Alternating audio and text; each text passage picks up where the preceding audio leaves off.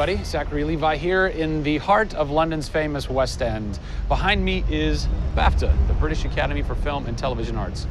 Why are we here? Excellent question. For starters, Tomb Raider, the series, has garnered a lot of love and accolade from BAFTA over the years. Some of the key players on Crystal's dev team are BAFTA LA members. And to top it all off, legendary video game composer Jason Graves is a BAFTA winner. We're going to catch up with him in just a bit, but first, a little trip to Raleigh, North Carolina, where we go behind the scenes at Jason's recording studio. These are the final hours of Tomb Raider.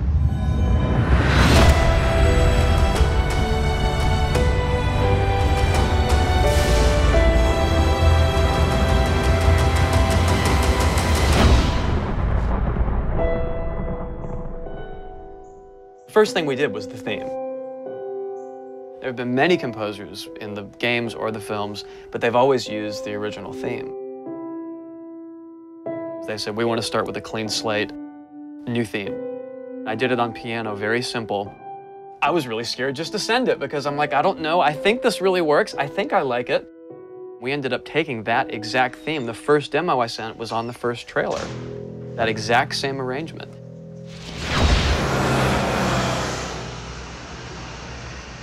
So, Jason, currently you're working on this reimagining of Tomb Raider.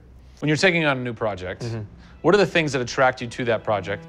The heritage of a particular game, I think, obviously. And don't even get me started on Tomb Raider. I literally almost drove off the road. I was on the phone with the audio director. Like, oh, stoplight! And I had to pull over a little bit to not hit the car behind me. What I loved about Tomb Raider, what really drew me to the project was they had no pre-existing conditions. Because they wanted to get out of what it used to be. They wanted something new. They wanted something fresh.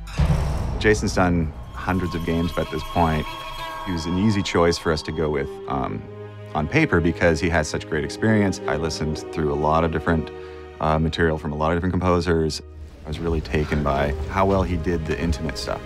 The textures and the real, like, you know, intimate and vulnerable bits that we needed to highlight in the game were a great match for us. What is Square One for you when you start wrapping your head around and going, this is where I feel like this world is going to exist? Main theme, call me old-fashioned. Then it was a matter of finding out what kind of percussion would work. And always going back to the melody and the theme, because that's kind of the heart of the game. The most signature thing that we need to get right is Lara's theme. One of our big goals was that it can be used in any emotional context. What does it sound like? High action.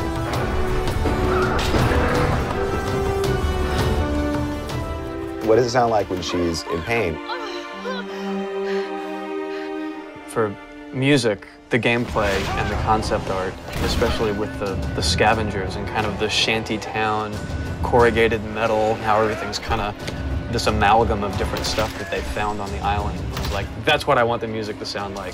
The bad guys are playing the music now. Alex said something like, it'd be really cool to have something, you know, chains on a metal board or like you're banging a metal fence. 2 weeks later, Jason calls me up and he's like, so, this guy who's like the sculptor who lives right around the corner from me, I was talking to him about the idea of creating an instrument.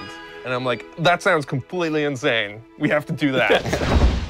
Tackling the score to one of the most iconic franchises in the world brought a unique challenge. How best to capture the emotional timbre of the characters and island in music? People, I give you the instrument.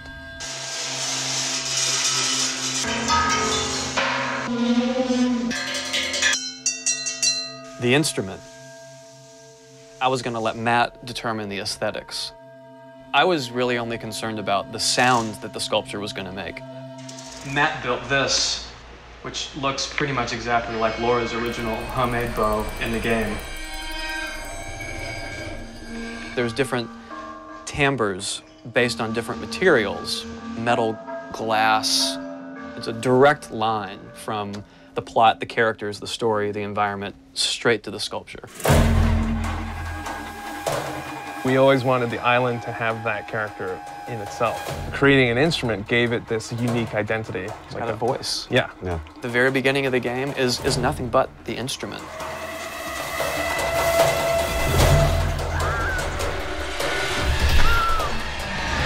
Who do you look at in video games or in film that you go, what they've done has shaped who I am and what I do for a living? They're all dead, unfortunately. What? Yeah, I know. It's classical composers. All classical? Yeah, I'm kind of going directly back to the source. Yeah. Prokofiev's, Tchaikovsky. Even for some of the scary stuff, you've got Penderecki, who's a Polish composer. Actually, he's still alive. It kind of goes back to ballets or opera, which is kind of the precursor to film and video games. You know, they were telling a story. Yeah. And that's what I love about that music. It tells a story. Even if you don't know the plot, you can listen to it. And film music's the same way. It's tough with games to do things that are subtle. You want to make Lara relatable, make her realistic. Got another one. She went down over there. Tell her story from the beginning and show how she became the superhero she becomes. One of the first things that I ask any developer is the emotion. Because to me, that's the biggest thing that music can do in a tenth of a second. The music just, it nails the emotion. Wow, that was amazing, huh? I personally don't think I've ever sounded so good in an interview before, although Jason, Jack, and Alex are audio savants, so that would make perfect sense. I cannot wait to jump into this game, not just for the amazing action, but the emotion and mood and tone that they're going to set with their incredible skill. Tune in next time for a special secret announcement that is going to change the way you play Tomb Raider forever. See you soon.